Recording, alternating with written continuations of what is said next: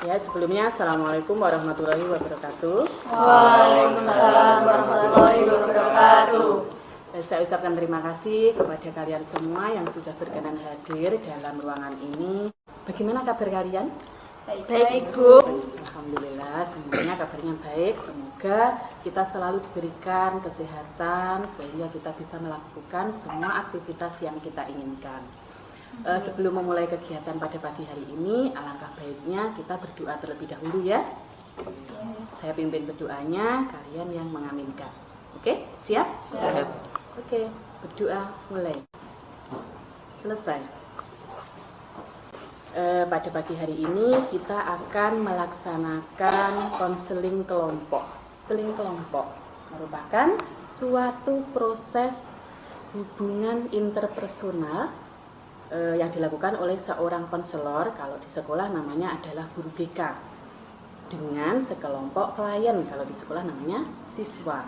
Yaitu berkembangnya kemampuan sosialisasi, khususnya kemampuan dalam berkomunikasi antar individu satu dengan individu yang lainnya, seperti itu. Oke, teman-teman, sebelum kita memulai kegiatan, bagaimana kalau kita memperkenalkan diri supaya kita lebih akrab lagi? Bagaimana kalau saya memperkenalkan diri? Ya, boleh, Bu, silakan. Perkenalan ini ya.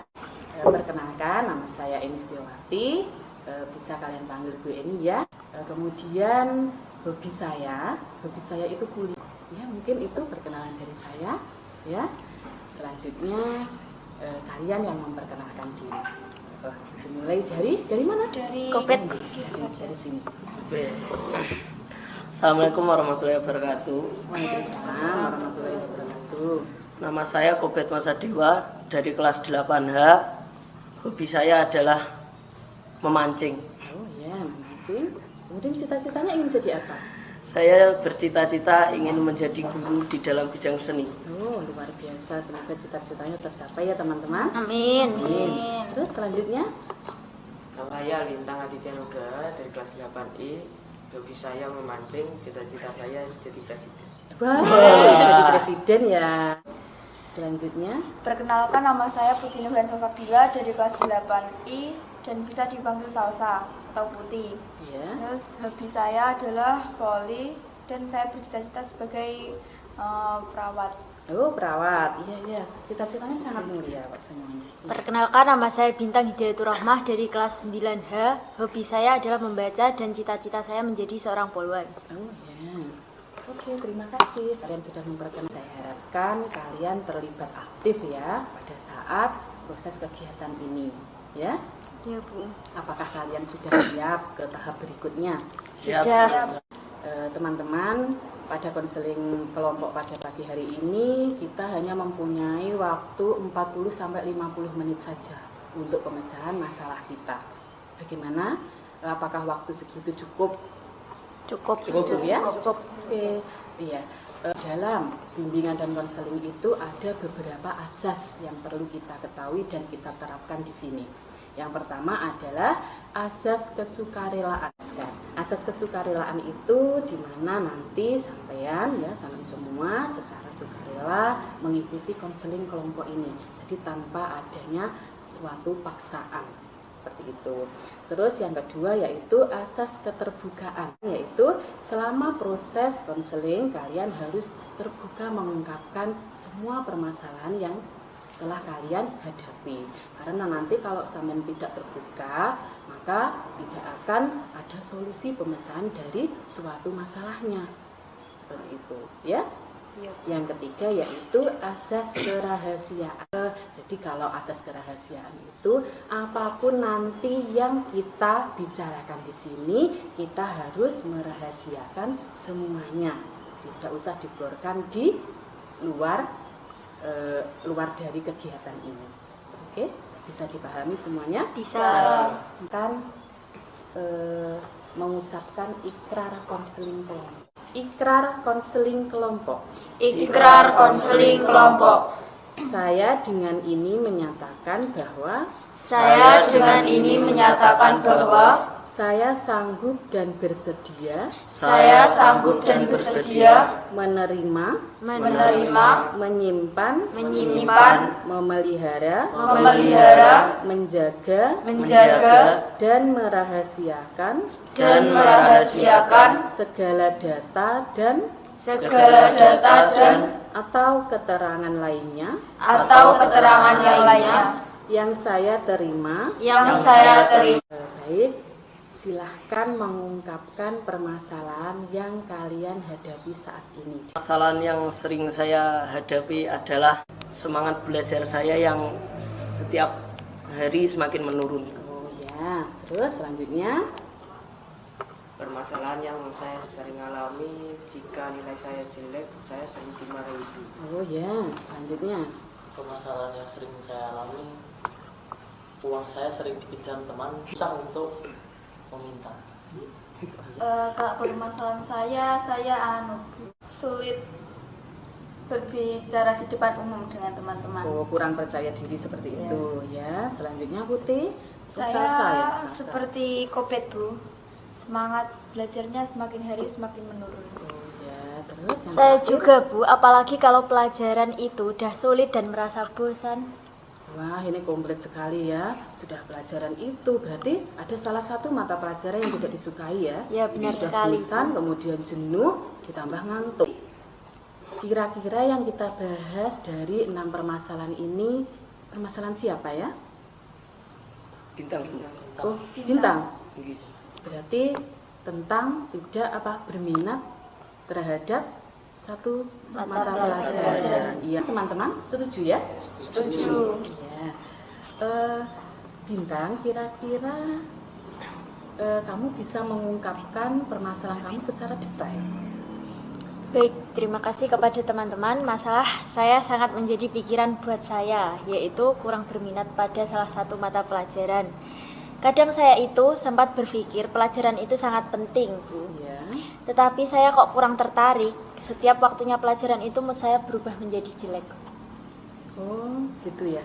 Oke, dari yang Bintang ungkapkan tadi bahwa Bintang pada saat waktunya itu sampai sering ngantuk, sering bosan. Kemudian apa yang kamu lakukan lagi? Ya, seperti keluar dari kelas, izin ke kamar mandi. Seperti itu ya. Dari permasalahan Bintang yang diungkapkan Bintang, bagaimana kalau kita nanti dalam pemecahan masalahnya menggunakan pendekatan strategi behavioral, teknik modeling. Behavioral yaitu strategi dalam pemecahan masalah, yaitu perubahan perilaku maladaptif. Maladaptif itu perilaku yang negatif ke perilaku yang positif atau adaptif, ya seperti itu. Terus teknik modeling itu gini, nanti ya ada seorang model yang memerankan perilaku atau mencontohkan perilaku yang positif. Nanti dari perilaku si model itu tadi dapat kita contoh misalnya sebuah video. Di sepanjang pelajaran ada salah satu siswa yang tertidur pulas di tempat duduknya. Sebut saja siswa tersebut adalah Dapatkan dari melihat video ini tadi. Menjadi tahu, Bu, kalau malas belajar atau tidak minat dalam belajar itu akan mengakibatkan nilai menjadi jelek dan harus mengulang pembelajaran kembali. Oh ya, jadi kalau kita itu malas di dalam belajar, maka nilai kita akan jelek.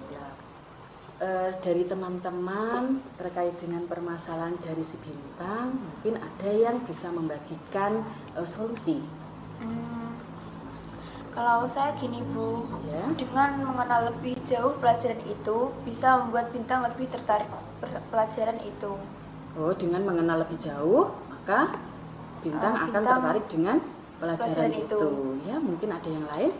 Ya, Bu, atau dicoba buka materi tentang pelajaran itu, coba dibaca dan dipahami. Tidak terlalu menguasai materi, Bu.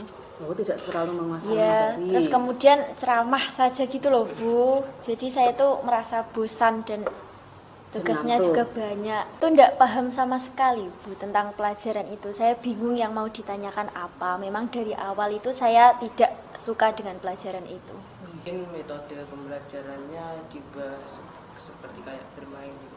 Ngobrol sama teman. Kalau ngobrol sama teman mungkin malah tidak mengganggu ya? Mengganggu proses Tanya-tanya belajar. gitu loh. Oh, bertanya tentang materi pelajarannya. Mana kalau kita ice breaking terlebih dahulu.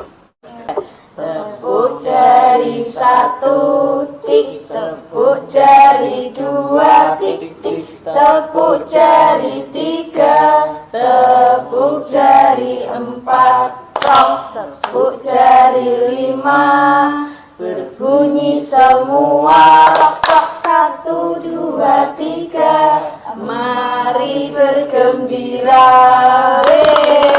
Oke, sesuai dengan kesepakatan awal, silahkan masuk. Assalamualaikum. Waalaikumsalam warahmatullahi wabarakatuh. Semuanya. Hai. Nama saya Karisma Fatmawati, saya dari kelas 8C. Saya di sini akan berbagi tips untuk meningkatkan minat dalam pembelajaran di kelas. Tipsnya teman-teman, yang pertama itu adalah niat. Berhubungan dengan tujuan awal kita tadi, kita ini di sekolah untuk belajar. Yang kedua, berusaha mengenal dan menyenangi semua mata pelajaran. Selanjutnya yang ketiga, mengikuti pembelajaran dengan senang. Caranya yaitu, mulai dari Bapak Ibu guru kita yang masuk ke kelas kita mengalihkan pandangan kita kepada beliau. Saya yang alhamdulillah A semua, dan juga nilai-nilai yang lainnya.